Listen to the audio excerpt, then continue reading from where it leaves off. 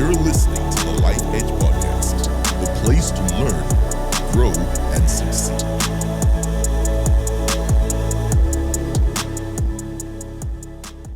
Well, Nicole, thank you for joining us today. I know that you and Matt are very busy right now, and that right now with the Ride for Change, and that what Matt is doing literally could not happen without somebody like you behind him, supporting him.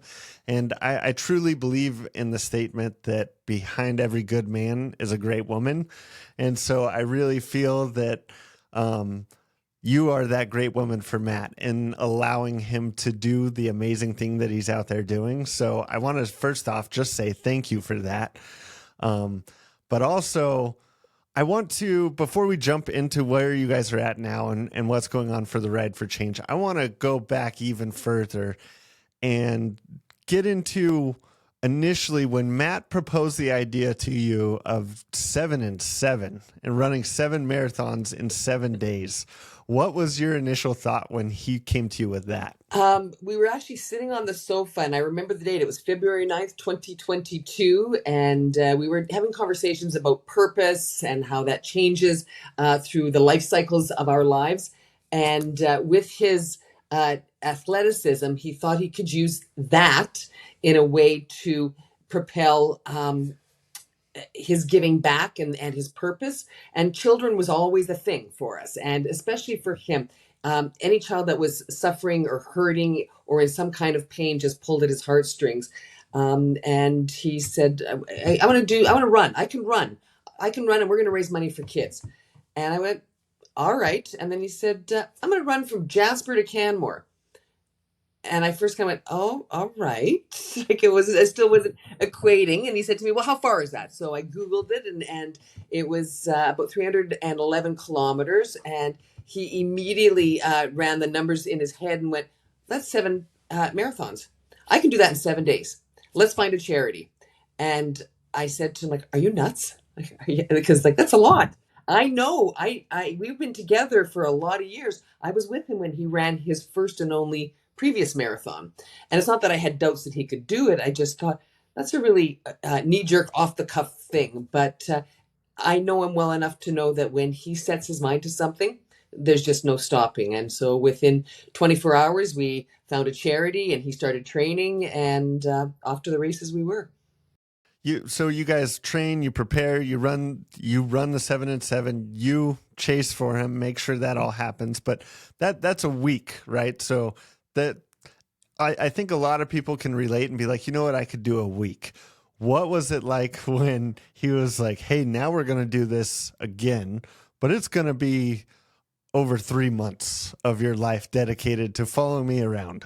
It was a joint conversation, mostly because we talked about what that might look like and how long it might take. And I remember saying to him, so we're not going to be home for like all summer, and we're not going to see our friends and our family and the grandkids. Like, this is a lot. And he was all in, and I started scrambling and looking at mapping routes and figuring out how long each day should be, depending on elevation and weather. And sometimes I've done a really good job so far, and there's other ones where I've gone, well, maybe that was a little long. But we've then scrambled to find accommodations, and we've been very fortunate in that we've had friends, family, strangers open their doors to us. People that have followed us on social media had reached out and said, you know what, you're coming through, stay with us, we'll ride with you, or you can stay with us and we'll feed you. There's been a lot, but there's also been a lot of people that have been very supportive of what we're trying to do. Mm-hmm. Now, I jumped ahead of myself. When you guys finished up the 7 and 7, did you know that there was potential of that being the start of something greater, or were you like, hey, that was fun, we wrapped it up, and let's move on? I think when we were building 7 and 7, it was just an event at the beginning. We'd had some really high level conversations about what might be next, but it really wasn't at a granular level until probably about halfway through the 7 marathons. One evening he said, so what do you think we should do next? And my first statement was, why don't we get you through this first one first before we start talking about what's going to be doing happening next year. But he was adamant that we talk about it because it was important. So we started talking about what a run might look like and how we would tie 7 and 7, and that just continued to evolve and morph into what we have today. How much of the process of putting this all together, you hinted at it a little bit, but how much have you been involved in making sure that everything that's happening right now could happen? All of it.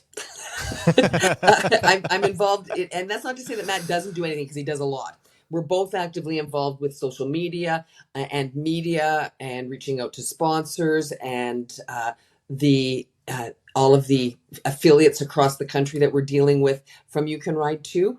But the day-to-day stuff, making sure that there is, well, the transportation, the putting the gas in the vehicle. I had to change the oil, get the oil changed yesterday in this big transport vehicle.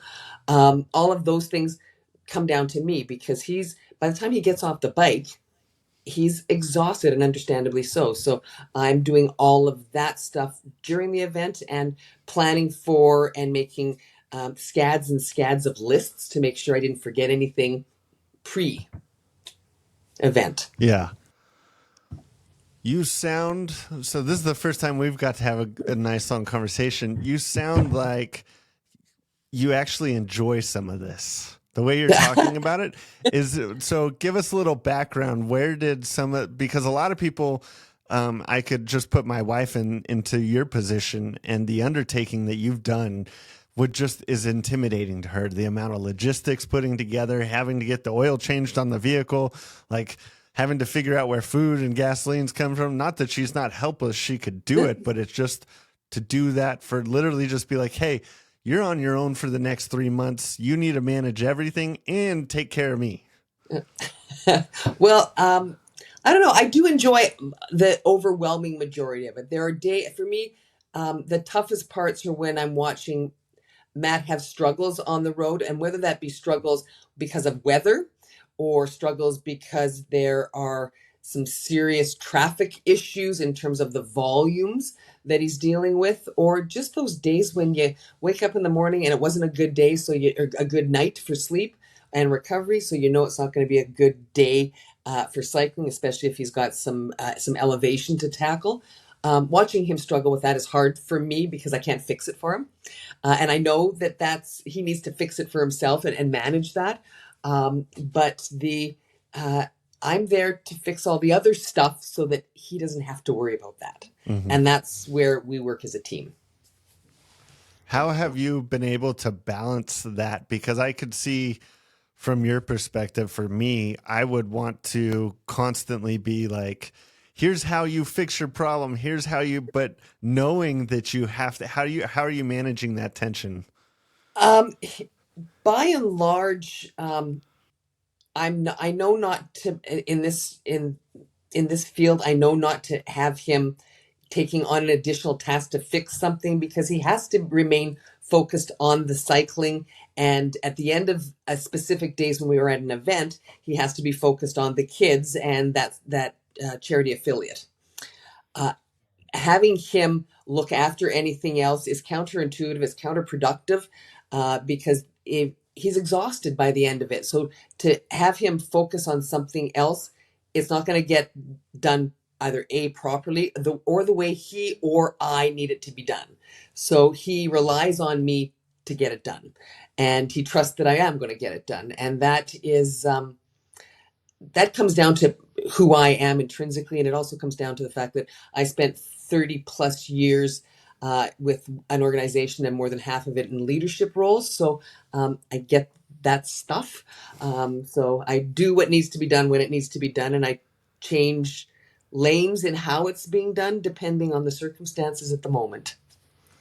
Like I said in the beginning, behind every great man or a good man is a great woman. So I'll make sure that he hears this and listens to it again and again and again. You could just put it on record and give him some headbuds and just let him keep hearing that. Yeah, in his sleep, subliminally. But he knows that. He knows that we work well as a team. That's great. So I think today is day 41, correct? Today is day 41 of the event, day 39 cycling. Matt's had 2 days off, and in he cycles tomorrow, and then the next day he's taking off. I scheduled a day off there, and not because we're in some big fancy city. We're actually going to be in the small town of Sparwood, British Columbia. We land there tomorrow, which is the 30th of June. For our American friends that are watching this, the 1st of July is our national holiday. And I didn't want Matt or any potential support cyclists on cycling on the roads on that day because we all know what people do on national holidays. No, that's a good point. What for you over these 41 days has been the biggest struggle that you've had to overcome or the biggest challenge that you've had to overcome? The biggest challenge that I've had to overcome, I think, has been um, getting Matt compliant. And I don't mean it in a meek way, but compliant when it comes to his stops and what he needs to use to rehydrate and to nourish himself. Because some days he'll say to me, I'm not hungry right now, or I'm not hungry, or I've had enough of this. I need to be more forceful in saying, you need this, drink this, eat this, and you don't have a choice. And it sounds like a mother hen, but that's the role that I'm taking on. And any endurance athlete will tell you that when they're in the midst of all of that, they're not hungry. They get to a point, they're not hungry, they're not thirsty, and they need to be told that they need to have that, or they will what's called bonk. Mm, Physically, mentally, and then that puts them in a dangerous position, especially when they're cycling on busy roadways. yeah. What are some of the concerns that you had going into this? You know what? I was not the only concern I had. Actually, I only really had one, was that Matt and I would not be able to manage our interpersonal relationship stuff with this because it's different. Um, but there was it was only a momentary thing because we've always traveled well together. This is just traveling together on steroids. But I knew that there'd be a couple of bumps along the way because it's different. But I'm good. We're good. It doesn't mean everything is perfect, and it doesn't mean every day is roses and sunshine, because there's bad days, there's hard days, and we all have them. But we get through it and we get past it, and it is truly um, a growing experience. And if you remain curious in your life about your partner, that makes it a little bit easier. At the end of this, if 60, what would that be? 60 plus days from now, Yeah. what, how do you look back and say this was a success? What's that look like for you? It's a success when, and not an if, this is when we cross that finish line at the Impact Center for Goodwill in Edmonton. It's a success when we can see more kids on bikes.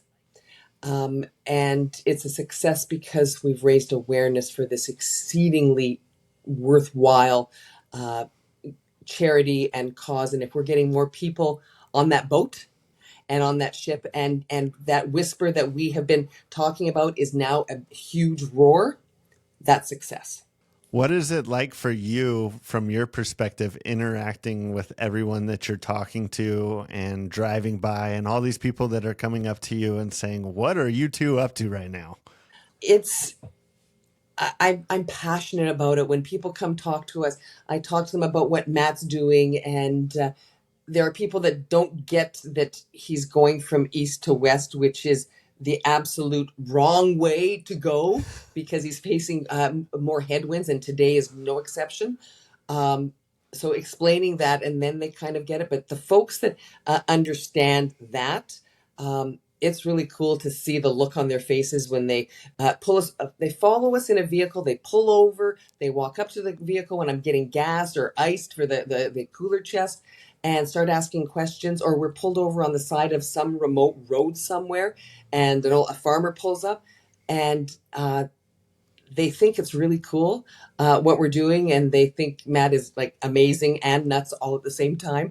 And then they start handing us cash out of pocket. So I have Ziploc baggies of each province's name where that money goes to at the end of all of this. Um, it's just it's heartwarming, and If you take a look at my social media page, anytime we've met with the kids, um, and anybody that we run across in these last 41 days is no exception. It is soul filling. It is purpose driven, but that's what fills the soul. Hmm. And it's obvious when you look at when you look at your social media and Matt's social media, you you two are very truly happy when you can tell you're supporting the kids, and you're very excited and like honestly genuinely passionate about the initiative that you guys are doing, and it's just amazing to see. You can see it on your faces, you can see it in the faces of the children, and how much of an impact you're having on them. And so for someone like me who is thousands of miles away, I still feel like I get to be a part and experience what it is that you guys are doing. Now, Matt was concerned that this whisper wasn't turning into a roar. It would you agree with that? Because it sounds like the more and more you guys are moving, the more things are going, it's picking up momentum, it's picking up steam, and it really feels like you're about ready. You're on the cusp of doing something amazing. I always knew that this whisper was going to become a roar. Um, we balance each other because I am a massive optimist and he's a bit of a pessimist. So between the two of us, it kind of balances out. Um, it certainly did not happen. That build up from media and that awareness, not as quickly as anybody would want when they're trying to do something, but momentum is picking up. As a matter of fact, this morning Matt had an interview. We left Lethbridge a little bit late. He did some cycling around Lethbridge, and then we had an interview with a local global station in Lethbridge. So he was interviewed, that was aired this evening. He was actually speaking, had a pre-interview about an hour ago for an Edmonton radio station that's going to air on Monday. I'm chatting with you today. So things are starting to roll along, and I am thrilled. And I think by the time we get to Mayorthorpe, Alberta, which is the start of the last leg on the last day, that roar will be clearly evident by the people that are at the start line with him and everybody that's waiting for us at the finish line.